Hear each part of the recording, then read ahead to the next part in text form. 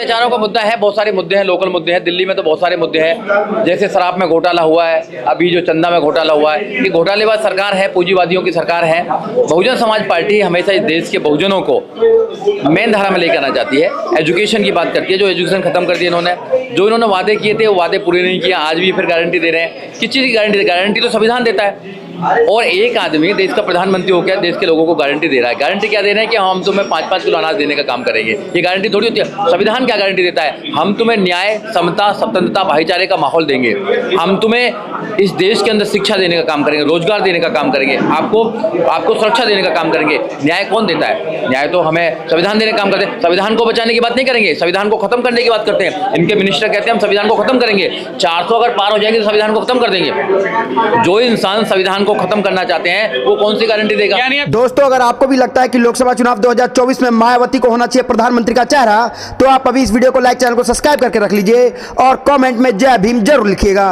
दिल्ली की 7 लोकसभा सीटों को लेकर के बीएसपी ने जिस तरीके से मैदान में अपने प्रत्याशी उतार दिए, उसमें जो सबसे बड़ी खबर है इस समय की कि दिल्ली में जिस तरीके से एनडीए बनाम इंडिया की लड़ाई थी, 7 सीटों पर एक भी मुस्लिम चेहरा अभी तक प्रत्याशी नहीं था।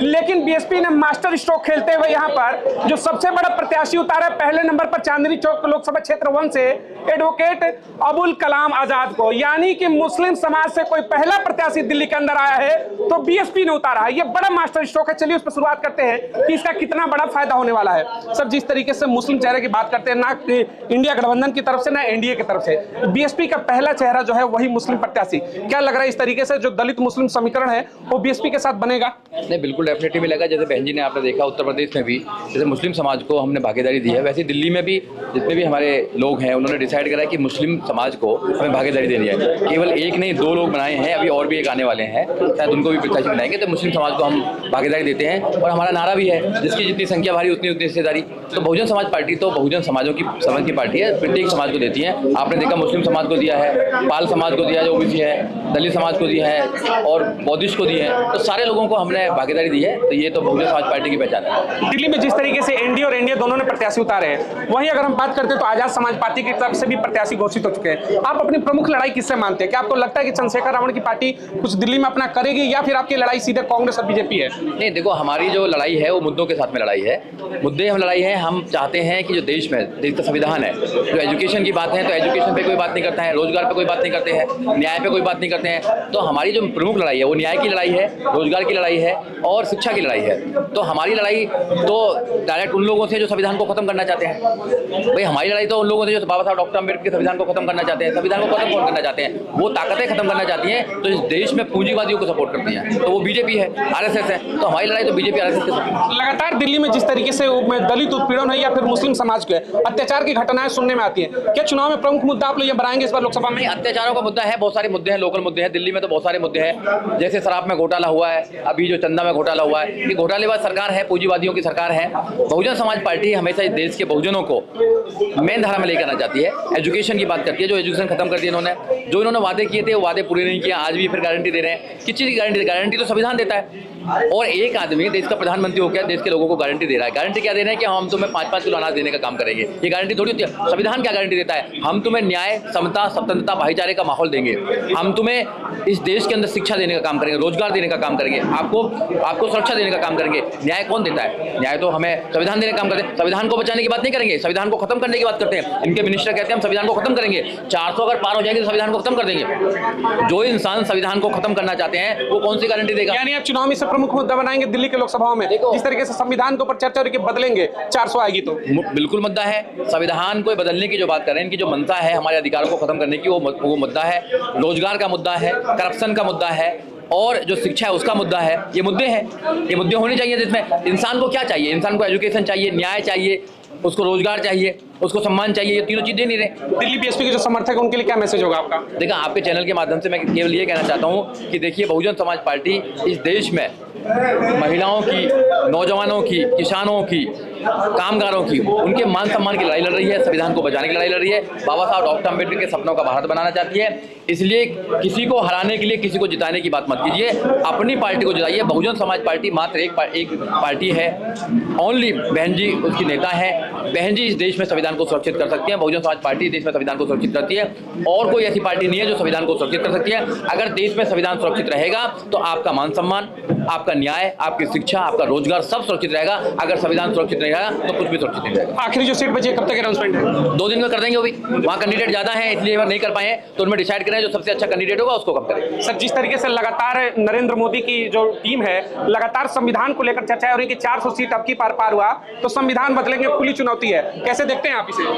पहले तो आपके चैनल के माध्यम से हम लोग कहना चाहते हैं कि जो बार बार इस तरह के नैरेटिव सेट कर रहे हैं 400 पार, हकीकत में लोग हताशा में बोल रहे हैं। और एक बात हम लोग गांठ बांध के सोच लें कि किसी भी तरह से बाबा साहब अम्बेडकर का संविधान बदल नहीं सकता।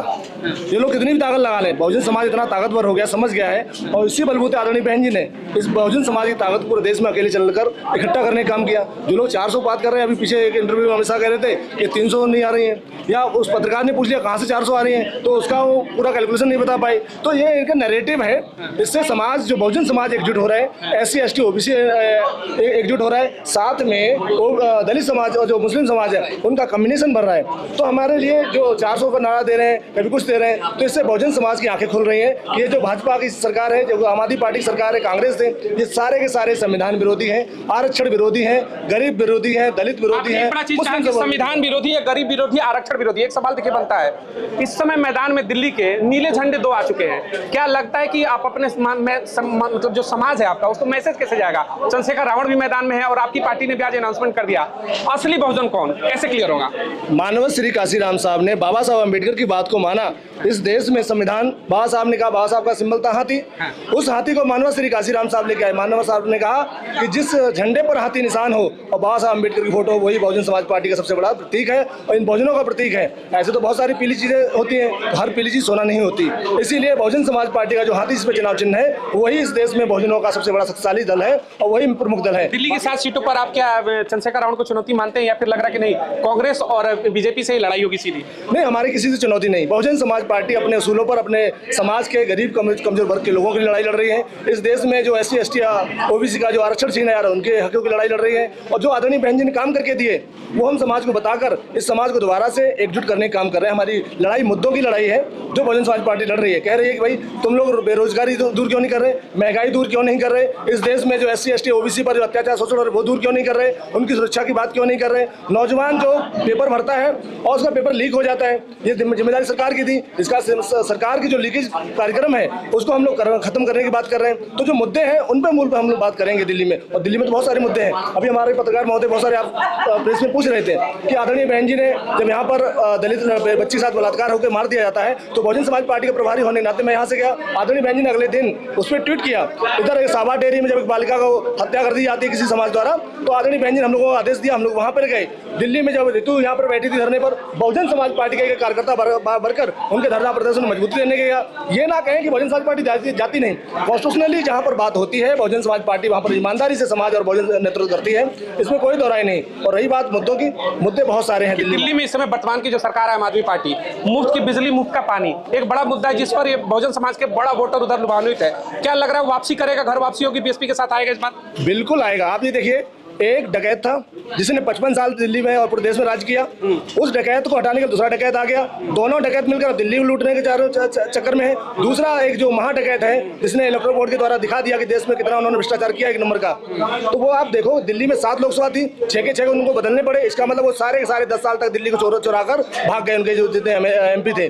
अब ये आम आदमी पार्टी, दोनों जिस आम आदमी पार्टी जो दिल्ली में केजरीवाल कांग्रेस को जेल भेजने के लिए आई थी, शीला दीक्षित जेल भेजने के लिए आए थे, भ्रष्टाचार उनको लपेटने के लिए आए थे, दोनों भ्रष्टाचारी अब साथ हो गए। अब ये देखो, अब समाज को तय करना है, लोगों को तय करना है, उसी कांग्रेस के गुलाम बनना है, उसी आम आदमी पार्टी गुलाम बनना जो जेल में है, जिसके 6 में से 5 कैबिनेट मंत्री जेल में है और मुख्यमंत्री भी जेल में है। तो कहीं ना कहीं जहाँ आग लगेगी वहीं तो धुआं निकलेगा। तो भ्रष्टाचार के पूरे इनके षड्यंत्र हैं। इसमें बीजेपी, कांग्रेस, आम आदमी पार्टी में फर्क नहीं, तीनों एक ही विचारधारा के हैं। सिंपल विचारधारा में सिर्फ इस देश में 2 लड़ाइयाँ हैं। एक तो है गांधीवाद और दूसरी अम्बेडकरवाद की नुमाइंदगी बहुजन समाज पार्टी करती पूरे देश में, संविधान की बात करती है। बाकी जितने दल हैं वो सारे के सारे मनवादी दल हैं जो सिर्फ और सिर्फ इन दलितों और पिछड़ों को अलग कर सत्ता की मलाई चाटना चाहते हैं और इनको गुलाम बनाना चाहते हैं। आखिरी सवाल लूंगा, बहन मायावती को लेकर के जिस तरीके से देश में चर्चा है कि तीसरे मोर्चे की अगर देश में सरकार बनती है तो मायावती प्रधानमंत्री का चेहरा हो सकती है, क्या लग रहा है इस तरीके की संभावना है और वो बनेंगी तो कितना बेहतर हो सकता है? मानवर, पहले तो हम लोग गौर से देखना चाहिए, इस देश में आदरणीय बहन कुमारी मायावती जी अकलौती ऐसी नेता हैं जो सबसे ज्यादा अनुभवी हैं, जिनका शासन प्रशासन का अनुभव सबसे अच्छा है, जिनका अनुशासन सबसे अच्छा है और जो सर्वविदित, चाहे कन्याकुमारी से लेकर जम्मू कश्मीर तक, इधर गुजरात से लेकर असम तक आदरणीय बहन जी की स्वीकारता है। तो ऐसी नेता को राष्ट्रीय नेता होना चाहिए, ऐसी नेता ही प्रधानमंत्री के सबसे प्रबल दावेदार है। जो लोग हवाई की बात करते हैं, जो लोग झूठा गुजरात मॉडल लेके इधर आए हैं, उनको देखना चाहिए जो गुजरात में आज भी कुपोषण से 45% बच्चे भुखमरी से कगार पर हैं। इस देश की हालात में जो गुजरात मॉडल की बात करते हुए आए थे वो हकीकत में एक धोखा था। समाज समझता है, नौजवान समझता है, आज बेरोजगारी का आलम पूरे देश में है। तो आदरणीय बहन जी अगर सत्ता में आती हैं तो हमने देखा है, हम तो उसमें नौजवान होते जब उत्तर प्रदेश में बहन जी सरकार में थी, तो आदरणीय बहन जी ने SC ST OBC जो बैकलॉग था पूरा 100% भरने का काम किया, तमाम लाखों बच्चों को रोजगार दिया और जो प्राइवेट सेक्टर में भी आरक्षण लागू करने का उत्तर प्रदेश में बहन जी ने काम किया। यानी उम्मीद है कि केंद्र की सत्ता में अगर बहन मायावती जैसे बड़े चेहरे आते हैं तो देश में बदलाव होगा, बहुजनों के जीवन में बड़ा। भाई आपने सब लोगों को देख लिया, ब्राह्मण को भी प्रधानमंत्री बना के देख लिया, जाट को भी देख लिया, ठाकुर को भी देख लिया। एक बार बहुजन समाज पार्टी दलित समाज की महिला को प्रधानमंत्री बना के देख लो आदरणीय बहन जी को, इस देश की शकल और सूरत बदल जाएगी, ये मेरा वादा है। एक आखिरी सवाल है बस इंडिया गठबंधन को लेकर के जरा बताइए। इंडिया गठबंधन मंचों से कहती है कि भाई पिछड़ों की भागीदारी की लड़ाई है, तो पिछड़ों की भागीदारी में मायावती गठबंधन में शामिल क्यों नहीं? बिना मायावती के पिछड़ों का उद्धार कैसे होगा? आपने दिल्ली में देखा, हमने 7 में से 1 पाल समाज का आदमी लड़ा रहा हूँ, मुस्लिम समाज का लड़ा रहा हूँ। तो बहुजन समाज पार्टी जिसकी जितनी संख्या भारी उसकी उतनी हिस्सेदारी के हिसाब से काम करती है। उत्तर प्रदेश देख लो, देश के तमाम राज्य देख लो, जहां पर बहुजन समाज पार्टी के जो प्रत्याशी आ रहे हैं उसमें सर्व समाज के प्रत्याशी हैं। तो बहन जी ने तो गठबंधन समाज से करना है। ये लोग जो गठबंधन बना के आ रहे हैं इससे मतलब ये हो गया ये झुंड में आ रहे हैं, झुंड में वो आते हैं आपको पता है, लेकिन शेर हमेशा अकेला चलता है। गीदड़ कहना चाहते हैं इंडिया गठबंधन को, आदरणीय बहन जी शेर है और वो इंडिया गठबंधन गीदड़ है, समाज के साथ गठबंधन करके आ रही हैं। तो निसंदेह आदरणीय बहन जी सबसे पावरफुल हैं।